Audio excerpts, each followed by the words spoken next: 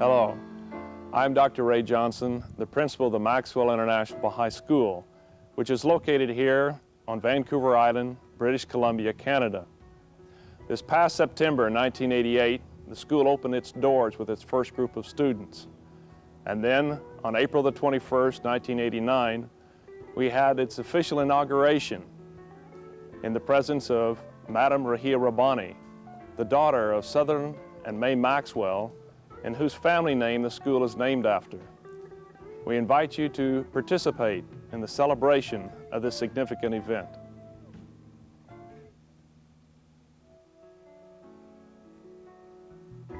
For the students and staff of Maxwell School, this is an exciting occasion.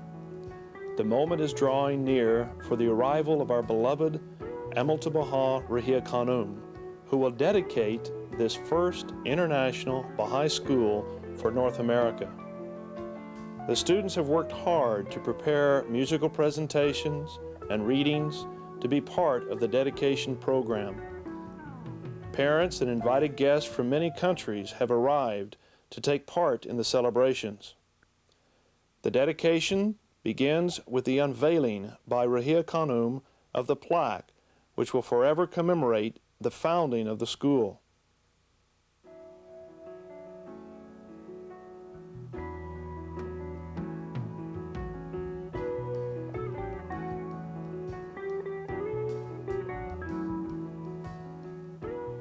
The unveiling is followed by greetings to old friends and the planting of a special tree whose growth will parallel the growth of the school as a symbolic representation of the development of the young boys and girls that come to Maxwell.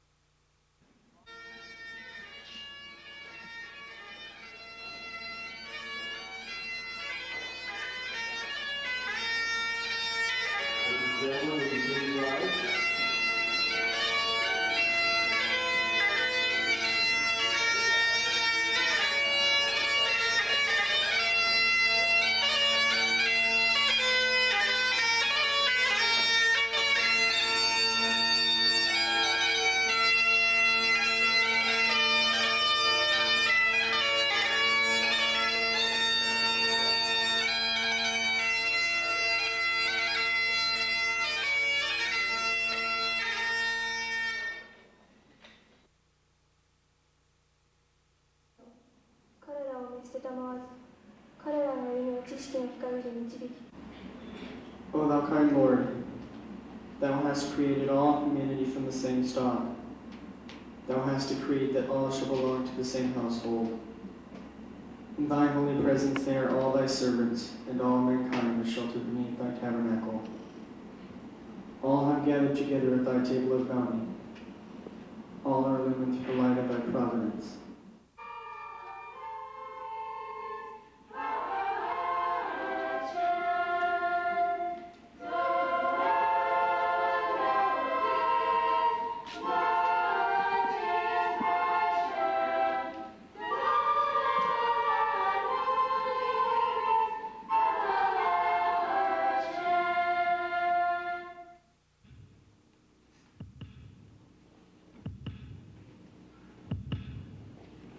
Listen, can you hear the sound? Hearts beating, all the world around. Down in the valleys, out on the plains, everywhere around the world, heartbeat sounds the same. Black and white, red and tan, it's the heart of the family of man. Whoa, beating away, whoa, beating away, whoa.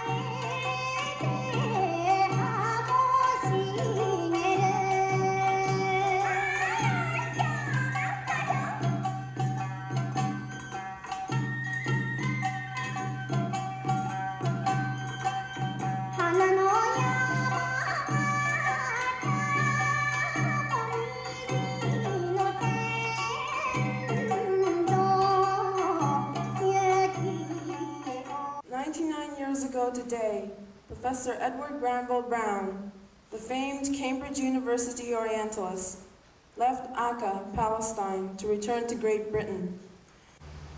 The face of him on whom I gazed I shall never forget, though I cannot describe it. Those piercing eyes seem to read one's very soul.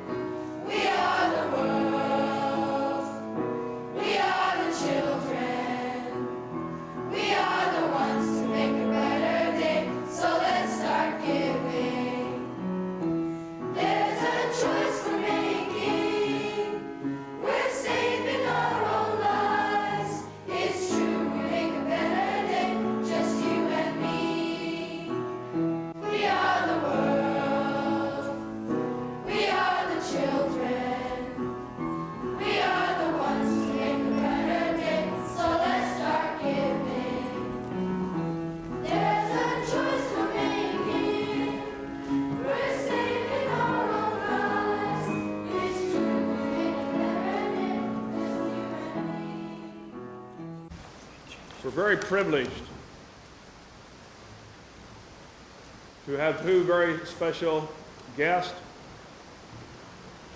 to represent the government of British Columbia and the Baha'i world community with us on this important inauguration of the first Baha'i academic school for North America.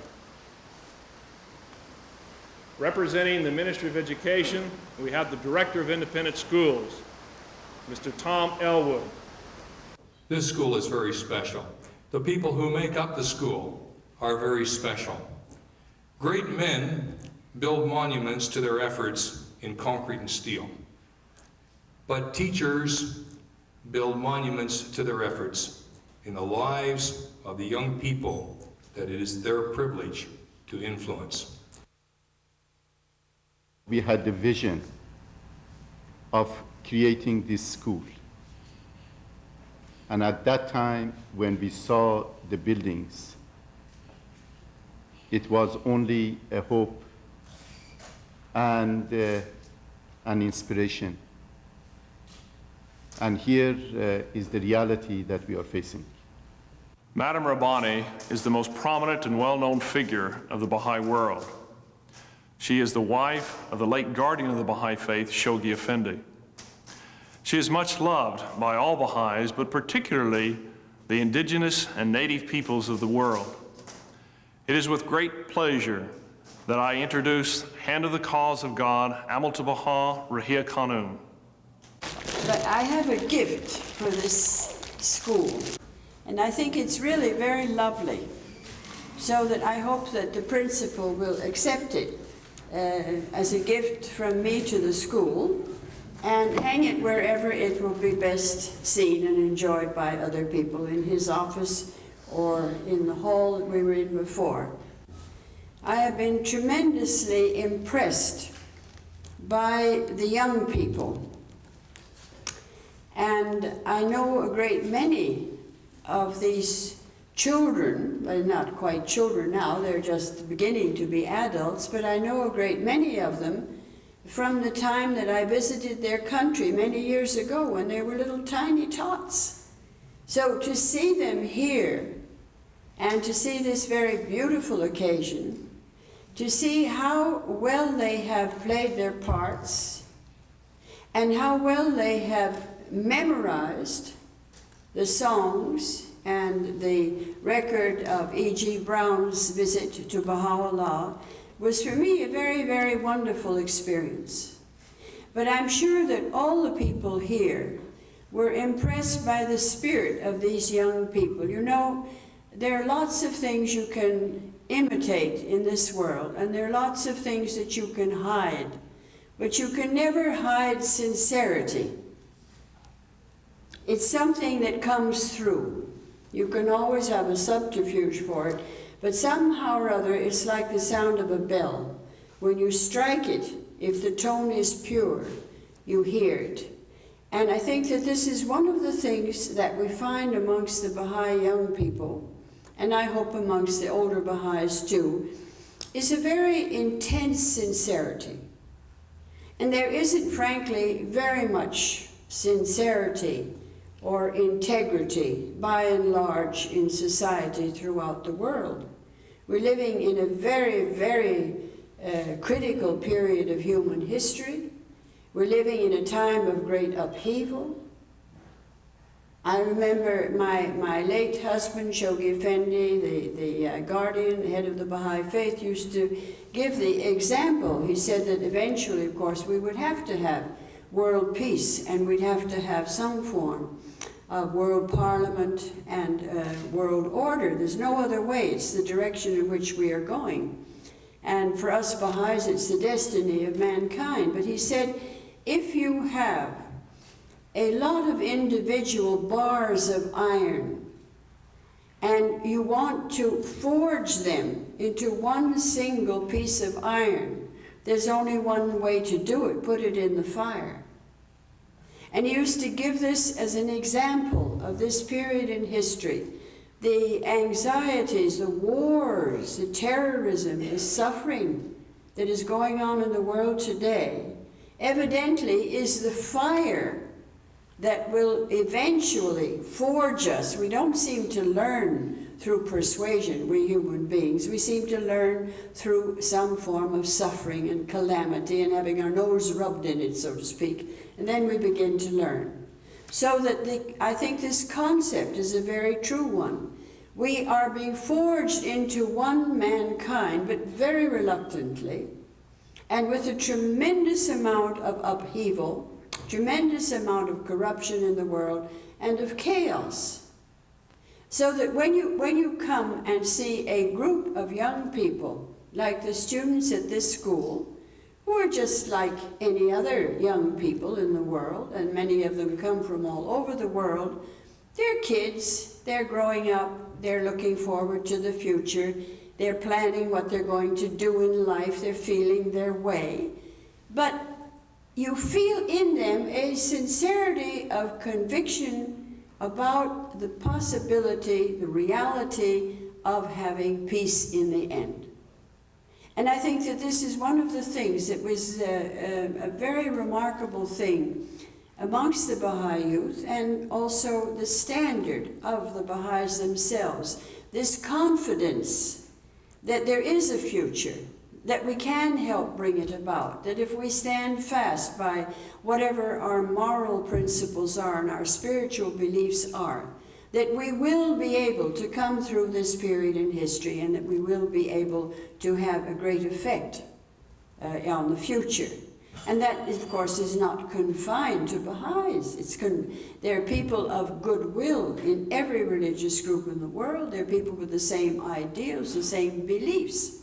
But it's a very wonderful thing for us Baha'is to see that at last, as Dr. Johnson said, we have our first Baha'i school of this nature in the whole Western Hemisphere.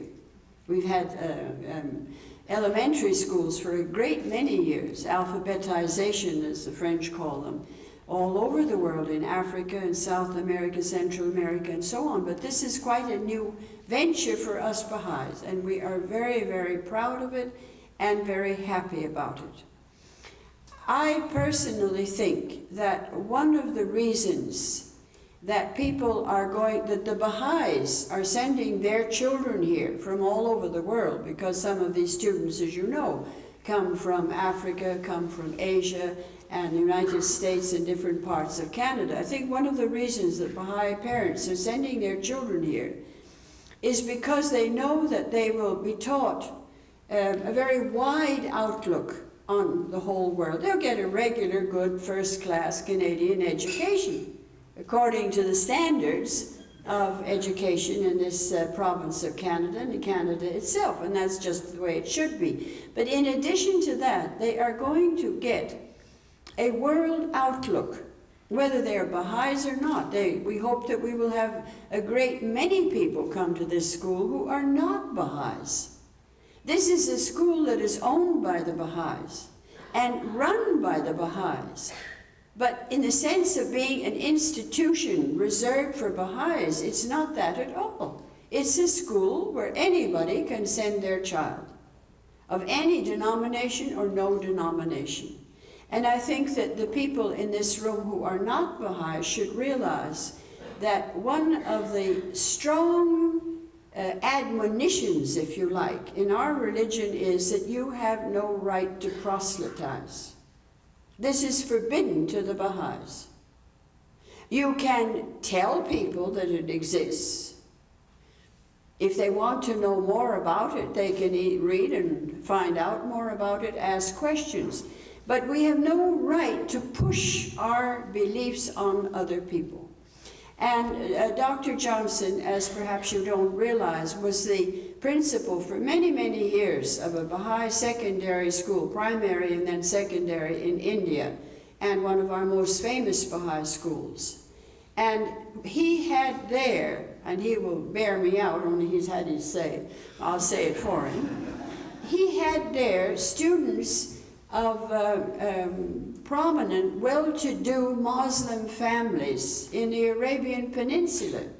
Many prominent Muslim, wealthy Muslim families sent their children to this Panjgani school near Bombay in India to be educated because they knew that we would not proselytize the children. This is against our teachings. We had Hindu children, Christian children, Muslim children, and some Baha'i children. Now, at present, we have mostly Baha'i children here, but we hope, and I'm sure I speak for the board of directors or whatever they call themselves of this institution, that they hope very sincerely that they will get many children that are not Baha'is, not because they want to teach them to be Baha'is, because they're not a religious school in that sense, but because we want to welcome them to have the same world outlook which will be added to the normal curriculum of teaching in this school, and the same tolerance and understanding of people of other races and backgrounds which we ourselves have. And I think that that is a good thing, and I think that we, as I said, we hope very much to receive from all parts of the world, including Canada, people who are not Baha'is, children of people who are not Baha'is, and the young people who are not Baha'is, because it's not a religious school. It's a school run by Baha'is. Now, we have some Indian Baha'is here, and I want to say something to them.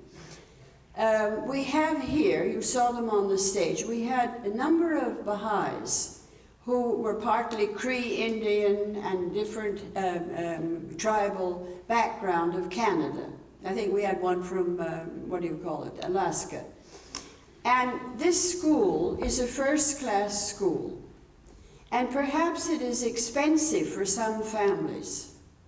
Now, I'm not addressing this remark to the general audience because it's not the spirit of the white race. They have no longer got a greater family, and they've no longer got any tribal feeling. But the Indians have. They have a greater family, and they have a tribal feeling. Now, I would like to suggest to the Indian Baha'is that if they find that they want to send a bright child to this high school, that they send it as a family project, because they could afford it as a family, a greater family, or they could afford it as a village, but they might not be able to afford it individually. And we want more Indian and Eskimo Baha'is, not Baha'is, children, scholars in this school. So I hope very much that the Indians will do that and consider ways and means by which they can send their children here. Because here, we were meeting today, these are old friends of mine, the Eskimo Baha'is and the Indian Baha'is here. We were talking about it after lunch. Here, the children will have no feeling of being different. The Baha'is believe so strongly in the protection of the rights of minorities that if in our Baha'i elections, all our Baha'i affairs are run by elected bodies according to entirely democratic form of election, secret ballot, and so on. Now, in our Baha'i elections, for 9 people at the present time locally to represent the Baha'i community and run their affairs for 1 year, if we have a tie, and one of the partners of that tie, so to speak, belongs to a minority, a clear-cut minority, in this case it might be, for instance, a more or less English or Ukrainian or whatever it is community of Baha'is here, and there might be one Indian Baha'i who was tied with that majority representation of the Baha'i community. They won't be asked to vote again. The minority will automatically get the benefit of the vote. Now, I have never heard that in any other group of people in the whole world. The policy of most people is it a minority? Let's see if we can rob it. Let's see if we can step on it. Let's see if we can humiliate it. Let's see if we can take away part of its rights. And this is a very wonderful thing, so that if the minority groups, like the Indians and the Eskimos of Canada, and any minority, but I'm thinking of them particularly today, if they will send their children here, the child will grow like a flower that has no pressure on it. It can open its petals all the way around. And it will find that far from being that Indian child, you see, that Eskimo child with a little edge on it, or for that matter, that black child, that in this establishment, the child will be treasured on an equal basis with every other scholar. And I think that this is a very, very wonderful thing. I would like to welcome those friends who are not Baha'is who have come here, and to tell you that we Baha'is appreciate immensely. I've heard from Dr. Johnson and other members of the board of directors, whatever they are. I've heard that there is such a friendly attitude towards the Baha'is and their school, and that there has been such a neighborly feeling locally, which makes, I'm sure, a tremendous difference to the principal and to the teachers and also to the students. So we're very grateful to all of you for coming here today, and I'm sure all of you join me in wishing this school a great success, and that it may become a school that other schools will say, well, it's just one more school, but it has an edge. It has scholars of all kinds of backgrounds, and they're all treated alike.